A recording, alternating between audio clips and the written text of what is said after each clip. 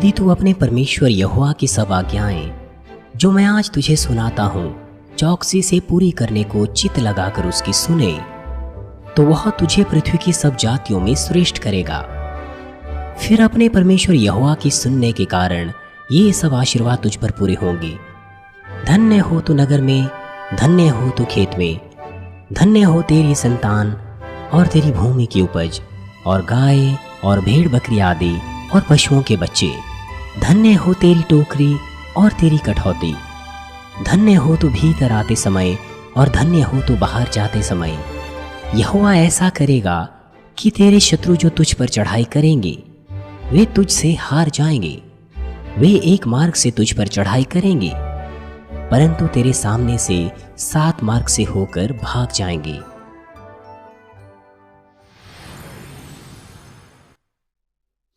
मसीह में प्रिय भाइयों और बहनों और जीसीएन टीवी दर्शकों, पिछले सत्र को जारी रखते हुए सच्ची आज्ञाकारिता को आज हम देखेंगे। हम दूसरी शर्त को देखेंगे जिसे हमें पूरा करना होता है परमेश्वर की आशीषों को प्राप्त करने के लिए। मैंने कहा था कि सच्ची आज्ञाकारिता का अर्थ है विश्वास की दृष्टि से कुछ ऐसा काम करना जिसे आप अन्यथा नहीं कर सकते अगर आप अपनी वर्तमान स्थिति पर दृष्टि करें। यह कहना कि हम प्रभु में विश्वास के साथ पालन करते हैं वो उस स्थिति को नहीं दर्शाता जब हम आसानी से आज्ञा पालन कर सकते हैं। यह उस स्थिति को दर्शाता है जब हम पालन नहीं कर सकते तब हम आज्ञा पालन करते हैं विश्वास की दृष्टि से, विश्वास के द्वारा। ये कुछ ऐसा करना नहीं जिसे आप कर सकते हैं, वरन कुछ ऐसा विश्वास के द्वारा करना है जिसे अन्यथा आप नहीं कर सकते थे। और समस्या यह थी कि ज्यादातर विश्वासी वो आज्ञा उल्लंघन करते हुए पाए गए जब तक कि उन्होंने आत्मा का हृदय न साध लिया। अनाज्ञाकारिता बहुत प्रकार की होती है। पिछले सत्र में मैंने आपको पहली 5 के बारे में बताया था। पहला, आप उल्लंघन करते हैं क्योंकि आपके अंदर सक्षमता की कमी होती है। दूसरा, आप आज्ञा उल्लंघन करते हैं यद्यपि आप करने के योग्य भी हैं। तीसरा, आप पालन करना तो शुरू करते हैं लेकिन रोक देते हैं क्योंकि आप उसके बाद उसे नहीं कर पाते हैं। चौथा, आप आज्ञा उल्लंघन करते हैं क्योंकि वो काम आपके विचारों से सहमत नहीं होते। पांचवा, आप पालन करने की कोशिश तो करते हैं लेकिन अंत में उल्लंघन कर बैठते हैं क्योंकि आप वो काम अपने विचारों के आधार पर करते हैं। आप कहते हैं कि आप आज्ञा पालन कर रहे हैं लेकिन अंत में उल्लंघन करते हैं जब आप अपने विचारों अनुसार करते हैं, राजा शाऊल के समान। छठवां, आप आज्ञा उल्लंघन करते हैं क्योंकि कुछ काम को आप पसंद नहीं करते। अगर हम सामान्य रूप से कहें तो आप इस तरह की बुरी भावनाओं से उल्लंघन करते हैं जैसे कि आप नाराज हो जाते हैं, ईर्ष्या, जलन और क्रोध आप रखते हैं। आप दूसरों की बातों को नहीं मानते क्योंकि आपको बुरा लगता है या फिर आपकी भावनाओं को ठेस पहुंचती है। प्रभु में जो कुछ भी हम करते हैं यह परमेश्वर का काम है, परमेश्वर को यह महिमा देने के लिए है, यह परमेश्वर से जुड़ा हुआ है। आपको कभी भी उल्लंघन नहीं करना चाहिए, वो भी सिर्फ इसीलिए क्योंकि आपको बुरा लग गया या फिर आपकी भावनाओं को ठेस पहुंची। यहां तक कि जब हम परमेश्वर का काम करते हैं लेकिन उन बुरी भावनाओं के कारण जो आपके अंदर होती है उसे मेलभंग हो जाता है, झगड़ा होता है और अनाज्ञाकारिता का फल उत्पन्न होता है। आज के इस संसार में मतभेद, शांति का भंग हो जाना, लड़ाई झगड़ा, माता पिता, बच्चे, पति पत्नी के बीच में भावनाओं को ठेस पहुंचना, ये सब बातें प्रबल है। परंतु तो भी हम धन्यवादी हैं, बावजूद इसके कि हमारे पास मानवीय में बड़ी संख्या में सदस्य है, तो भी कभी कोई लड़ाई झगड़े या वाद विवाद नहीं होता, कोई मेल भंग नहीं होता, ना ही सदस्यों में कोई वाद विवाद होता है, ना ही किसी स्टाफ मीटिंग में, ना ही चर्च सभाओं में। यहां तक कि इतिहास को भी यदि हम देखें तो लोगों ने अपने आप को नाश कर दिया क्योंकि युद्ध के समय में उनका अपमान हुआ और इस प्रकार के चोटिल और अपमानजनक भावनाओं ने विश्वासघातियों को जन्म दिया। हालांकि उनका नाश उनकी आंखों के सामने था, तो भी उन्होंने आज्ञा उल्लंघन किया अपने राजा को या अपने स्वामी को क्योंकि वे अपनी उन तुच्छ भावनाओं को नियंत्रित नहीं कर पाए। सातवां, आप आज्ञा उल्लंघन करते हैं क्योंकि आपकी आज्ञा पालन करने की कोई इच्छा नहीं होती। आप आज्ञा उल्लंघन करते हैं क्योंकि आप इच्छा ही नहीं करते। क्या आपने कभी आज्ञा उल्लंघन किया, वो भी सिर्फ इसलिए क्योंकि आप नहीं चाहते थे जब परमेश्वर का कार्य खतरे में था? आप कभी भी ऐसा नहीं कर सकते जब पिता परमेश्वर का कार्य और उसके राज्य का कार्य खतरे में है। उनके पास विश्वास ही नहीं होता जिसके द्वारा वो परमेश्वर पर भरोसा या विश्वास करें, इसलिए वो पालन करने की इच्छा ही नहीं करते पहले से ही। यहां तक कि वो चर्च आते हैं, संदेशों को सुनते हैं, लेकिन परमेश्वर के वचन पर विश्वास नहीं करते, सीधे तौर पर उसका विरोध करते हैं, या फिर उनके विवेक मानो गर्म लोहे से दाग दिए गए हो। मैंने आपको संक्षिप्त रूप से 7 प्रकार की अनाज्ञाकारिता के बारे में बताया। मुझे आशा है कि एक बार फिर से आप मुड़कर अपने आप को जांचें, ताकि आपके पास इस समय के बाद किसी भी प्रकार की अनाज्ञाकारिता ना हो।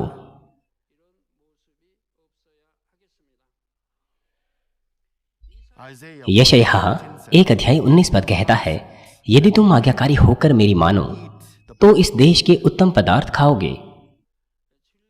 यदि तुम आज्ञाकारी होकर मेरी मानो तो इस देश के उत्तम पदार्थ खाओगे। मैं प्रभु के नाम से प्रार्थना करता हूं कि आप परमेश्वर के वचन को मानोगे और आज्ञाकारी होगे और इस धरती पर बहुतायत की आशीषों का आनंद करोगे। प्यारे भाइयों और बहनों, आशीषों को प्राप्त करने के लिए तीसरी और अंतिम शर्त परमेश्वर के वचन पर विश्वास करने से संबंधित है। मैं एक बार फिर से दोहराता हूं, तीसरी और अंतिम शर्त आशीषों को प्राप्त करने के लिए परमेश्वर के वचन पर विश्वास करने से संबंधित है। गिनतियों 23 अध्याय 19 पद कहता है, ईश्वर मनुष्य नहीं कि झूठ बोलें, और ना वो आदमी है कि अपनी इच्छा बदलें। क्या जो कुछ उसने कहा उसे ना करें? क्या वह वचन देकर उसे पूरा ना करें? यदि परमेश्वर कोई प्रतिज्ञा दें तो निश्चित तौर पर वह उसे पूरा करेगा। एक बार अगर वो कुछ कहें तो परमेश्वर उसे पूरा करेगा। जब वो प्रतिज्ञा करता है, जिस प्रकार से परमेश्वर ना तो आदमी है ना ही मनुष्य का पुत्र है, परमेश्वर उसे पूरा करता है। यदि मैं इस बात पर विश्वास ना करता तो मेरे लिए एक पास्टर का जीवन जीना बहुत मुश्किल हो जाता। वो बुलाहट जो परमेश्वर ने मुझे दी वो बहुत महान है। जब मैं उन तमाम चीजों के बारे में सोचता हूं जिसके लिए उसने मुझे बुलाहट दी, तो वो समझ से बाहर है, वे संदेह भरी लगती हैं। परमेश्वर ने असंख्य चीजों की भविष्यवाणी की और यह भी कहा कि कैसे कैसे वे पूरी होगी। मैंने उन पर विश्वास किया और हमने उन्हें पूरा होते हुए देखा जैसा हमने विश्वास किया था। यशायाह 55 अध्याय 11 पद कहता है, उसी प्रकार से मेरा वचन भी होगा जो मेरे मुख से निकलता है, वह व्यर्थ ठहर कर मेरे पास ना लौटेगा, परंतु जो मेरी इच्छा है उसे वह पूरा करेगा, और जिस काम के लिए मैंने उसे भेजा है उसे वह सफल करेगा। परमेश्वर ने जो कुछ कहा है वह पूरा हुआ है। आप इस पर विश्वास करते हैं, है कि नहीं? अगर आप इस कलीसिया में नए ना हो तो आप उसे देख रहे हैं। आपने असंख्य भविष्यवाणियां सुनी हैं राष्ट्रीय और अंतर्राष्ट्रीय मामलों के ऊपर, और वो सब की सब पूरी हुई है। और परमेश्वर पर विश्वास करना पूरी तरह से परमेश्वर के वचन पर विश्वास करना है। परमेश्वर के वचन पर विश्वास करना यह विश्वास करना है कि उसके वचन पूरे होते हैं, उसकी योजनाएं, उसका प्रावधान उसकी इच्छा अनुसार पूरे होते हैं।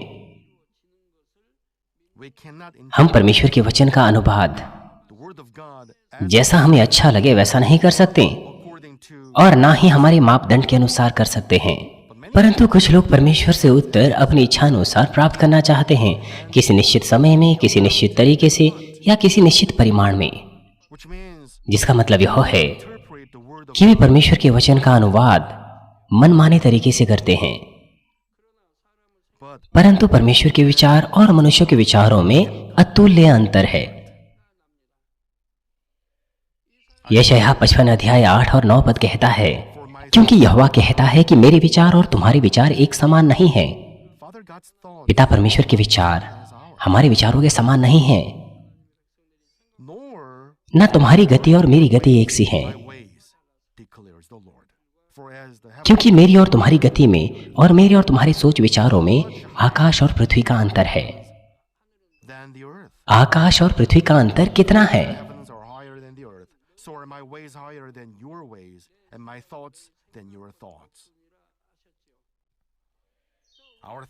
हमारे विचारों की तुलना परमेश्वर के विचारों से नहीं की जा सकती। मेरी सेवकाई के दौरान मेरा मन हमेशा परमेश्वर के विचारों पर लगा हुआ है। क्योंकि मेरे विचार गलत हो सकते हैं, इसलिए मेरी सेवकाई भी परमेश्वर के विचारों पर लगी है। परमेश्वर के विचार मनुष्यों के विचारों के विरुद्ध होते हैं, परंतु जब आप परमेश्वर के विचारों के अनुसार प्रार्थना करते हैं और इंतजार करते हैं, तो जैसे आपने प्रार्थना की है वैसे ही होता है। मैंने आपको हमेशा बताया है, मैं हमेशा हमारे एल्डर्स को बताता हूँ, चाहे वो कोई व्यवसाय शुरू करना हो या कुछ और काम करना हो, आप अपने विचारों के अनुसार, विधि के अनुसार, सिद्धांत के अनुसार या कल्पनाओं के अनुसार ना चलें। हमेशा प्रार्थना करें, पवित्र आत्मा की आवाज को सुने। आपको सबसे पहले प्रार्थना करनी है, पवित्र आत्मा की आवाज को सुनना है, उसके अनुसार योजनाएं बनानी है। मैं हमेशा इस बात पर जोर देता हूँ, आपको इसी तरह से शुरू करना चाहिए। लेकिन आप में से ज्यादातर सबसे पहले स्वयं योजना बनाते हैं, सब कुछ का बंदोबस्त करते हैं, फिर जाके प्रार्थनाएं करते हैं। आप अपने तरीके, अपने विचारों पर ही जोर देते हैं, इसीलिए असफलता की संभावना बढ़ जाती है।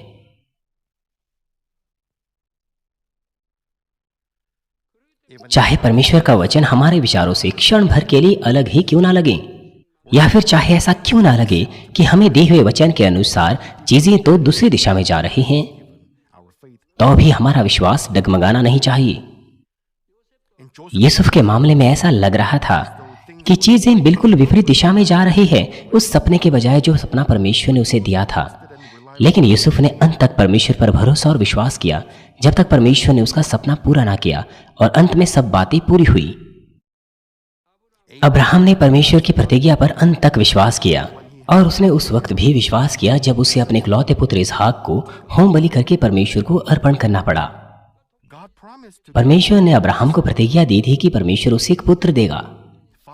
5 साल बिना कुछ बातों के गुजर गए, 10 साल भी गुजर गए। 75 की उम्र में उसने अपना सब कुछ छोड़ दिया था, लेकिन 15 या 20 साल के बाद भी अब्राहम को कोई उत्तर नहीं मिला। लेकिन अब्राहम का विश्वास, वो डगमगाया नहीं, और उसने विश्वास किया, अंत तक विश्वास किया। 25 वर्षों तक इंतजार करने के बाद अंत में परमेश्वर ने अब्राहम को उत्तर दिया, लेकिन उसकी पत्नी ने विश्वास नहीं किया, वरन संदेह किया।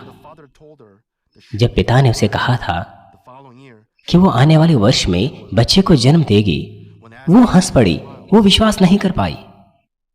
और जब वो मुस्कुराई तो उसने क्या कहा, उस वक्त उसने झूठ तक बोल दिया, इसलिए वो केवल स्वर्गलोक तक ही जा पाई। वो क्रोध से भरी रहती थी, हमेशा वाद विवाद करती थी।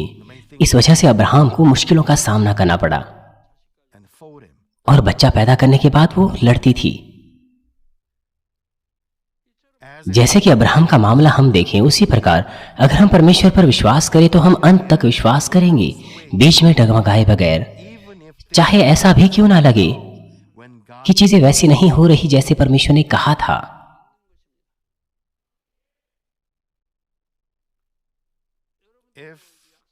यदि आपके और मेरे बीच में कोई प्रतिज्ञा हो, या आपके और परमेश्वर के बीच में कोई वादा हो, या फिर जब आप चर्च में भविष्यवाणियां सुने, तो आपको उन पर अंत तक विश्वास करना है।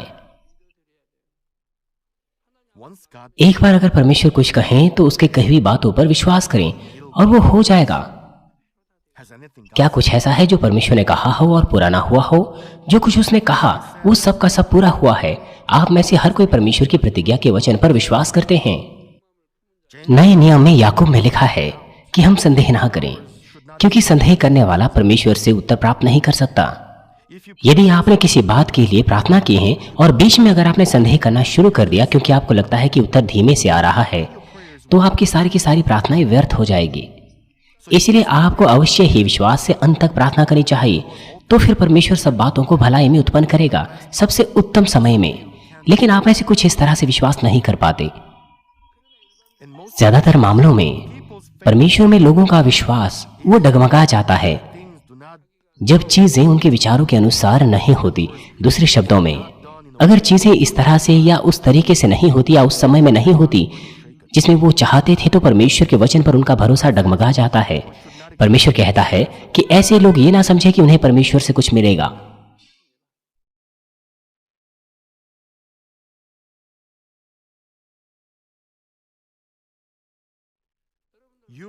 आपने 3 राज्यों की कथा को 2 बार पढ़ लिया है। क्या आप समझ पाए कि क्यों मैंने आपको पढ़ने के लिए कहा था? भलाई को बुराई से मापने के लिए यह हमारे लिए एक मापदंड का काम करता है। यह आपकी मदद करता है कि आप भलाई को बुराई में अंतर करें। यदि आप भलाई से बुराई को जांच सकें तो आत्मा का हृदय प्राप्त करने में आपको मदद मिलेगी। और संपूर्ण आत्मा का हृदय प्राप्त करने के लिए भी भलाई से बुराई में अंतर करने की आवश्यकता होती है। आत्मा की भलाई संपूर्ण आत्मा की भलाई से अलग है और उसी चिन्ह के द्वारा आत्मा का प्रेम संपूर्ण आत्मा के हृदय के प्रेम से अलग होता है। क्या वो प्रेम सबके लिए एक समान होता है? यद्यपि माता पिता अपने बच्चों से एक समान प्रेम करते हैं तो भी बच्चों में क्या कोई अंतर नहीं पाया जाता? प्रेम का आकार प्रत्येक के लिए अलग अलग होता है और प्रत्येक का प्रेम भी परमेश्वर के लिए अलग अलग होता है। प्रत्येक के विश्वास के परिमाण के अनुसार उसके प्रेम और भलाई की गहराई अलग अलग होती है।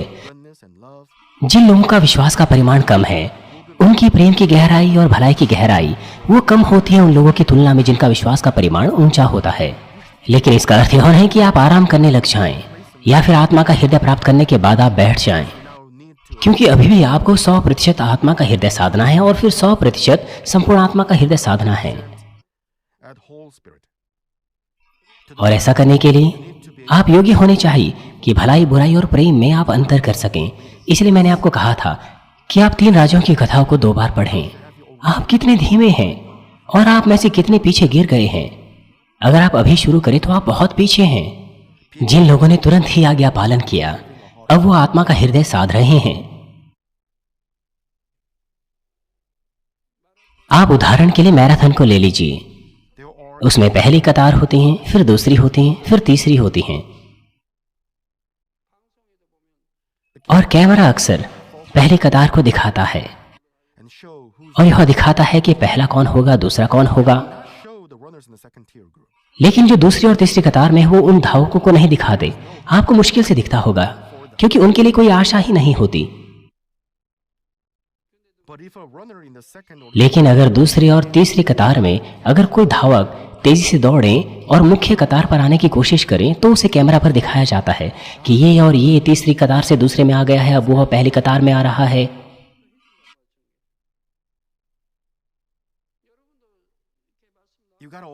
आपको तुरंत ही पालन करना है जब आप संदेश सुनते हैं इस बेदी से।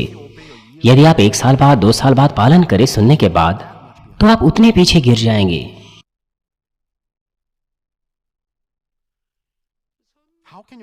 कैसे आप आत्मा का हृदय प्राप्त कर सकते हैं अगर आप भलाई से बुराई की भी पहचान ना कर सकें? 3 राजों की कथा से उदाहरण के लिए उसमें ग्वान यू क्या भला है या बुरा है? आप ऐसा कह सकते हैं कि वह एक भला है और महान योद्धा है। लेकिन जो कोई भी सत्य को जानता हो, मेरा मतलब है जो परमेश्वर का वचन जानता हो, वो यही बात नहीं कह सकता है। यदि आप भलाई से बुराई को जांच सकें तो बस उतना ही। ग्वान यू के अंदर भलाई की बहुत अधिक कमी है। वो लड़ाई बहुत अच्छी करता है, वो एक अच्छा योद्धा है, लेकिन भलाई के क्षेत्र में उसके अंदर बहुत सारी कमियां हैं। एक पास्टर ने कहा कि सीनियर पास्टर ग्वान यू के अंदर भलाई का एक रूप था।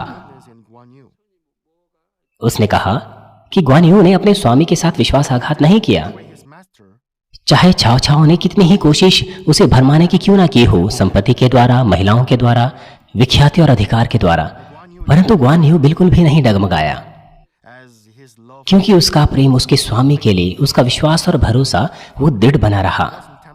वो अंत तक नहीं भरमाया गया। बिल्कुल, वो भलाई का पहलू है क्योंकि उसने अपने स्वामी के साथ विश्वासघात नहीं किया। यदि आप किसी से प्रेम करते हैं या किसी की सेवा करते हैं एक बार, या फिर भाईचारे की शपथ खाते हैं, तो फिर आप अपना बेहतर करेंगे कि आप विश्वासघात ना करें, चाहे आप कितने ही क्यों ना भरमाए जाएं। वो भलाई का एक पहलू है जिसे आपको अवश्य ही सीखना चाहिए। लेकिन इसके अलावा ग्वान यू में कोई और भलाई के पहलू नहीं थे।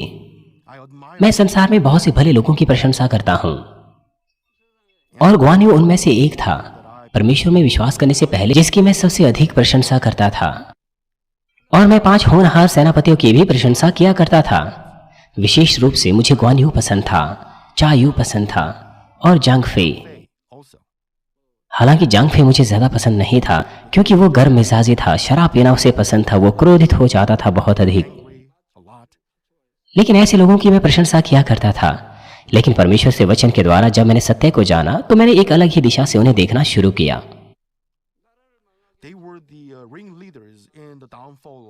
उनके राज्य के गिरने में उनकी मुख्य भूमिका रही है। वो गर्म मिजाजी थे, बहुत घमंडी थे, बहुत अहंकारी थे, दूसरों की बातों को सुनने में बहुत संकोच करते थे और दूसरों को तुरंत ही नीचा दिखाते थे। आपको दूसरों को अनदेखा नहीं करना चाहिए।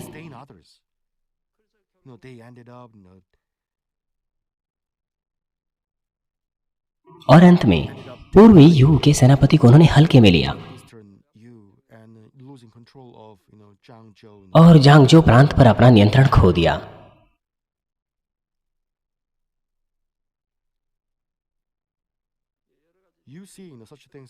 आपको किताब में इस तरह की चीजें पढ़ने को मिलती हैं। यदि आप भलाई से बुराई का ज्ञान रख सकें इसको पढ़ने के बाद, तो आपकी सेवकाई में या दूसरों को सम्मति देने में आप सटीक रूप से कर पाएंगे। लेकिन यदि किसी पास्टर को भलाई बुराई दिखे और बुराई भलाई दिखे, तो फिर किसी पास्टर की ऐसी सम्मति क्या भला कर सकती है? इस सम्मति का क्या उद्देश्य रह जाएगा जब पास्टर पहचान ही ना कर सकें?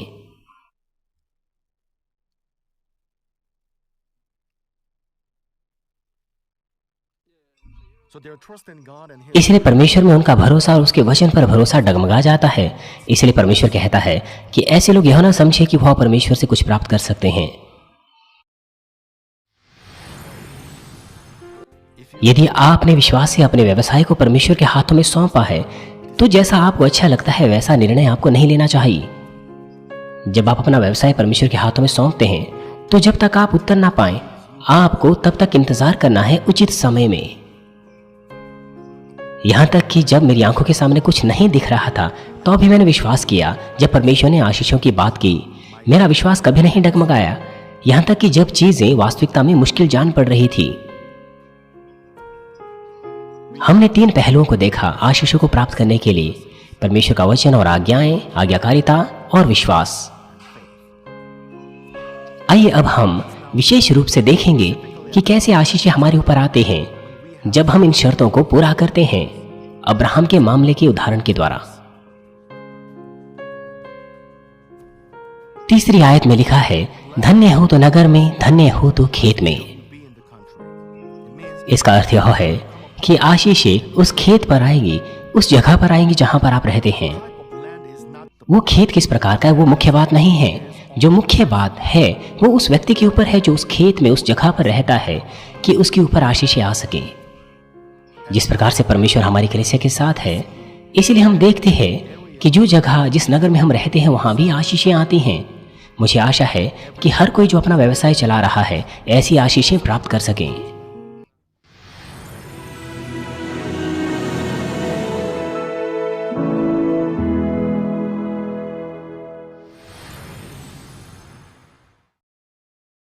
हालेलुया। सर्वशक्तिमान प्रेमी पिता परमेश्वर, कृपया अपना हाथ तमाम भाई और बहनों पर रखें जो इस वक्त यहाँ पर इस प्रार्थना को ग्रहण कर रहे हैं। अपना हाथ तमाम सदस्यों पर रखें, शाखा कलीसियाओं में और स्थानीय कलीसियाओं में, और तमाम GCM टीवी दर्शकों पर और मानवीय टीवी दर्शकों पर, और वो जो इस सभा को सैटेलाइट, केबल और इंटरनेट के द्वारा संसार भर में देख रहे हैं, उनके हृदय में विश्वास बोइए और उनके नकारात्मक विचार और शक दूर कीजिए।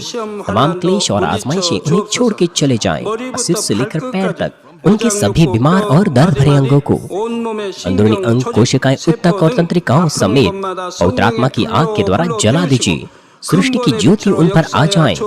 यीशु मसीह के नाम से मैं आज्ञा देता हूँ, शत्रु, दुष्ट और शैतान, तमाम बीमारियां, रोगाणु, विषाणु और निर्बलताएं दूर हो। ज्योति उन पर चमके। उनके तमाम असाध्य और अंतकारी रोग पवित्र आत्मा की आग के द्वारा झुलसा दीजिए।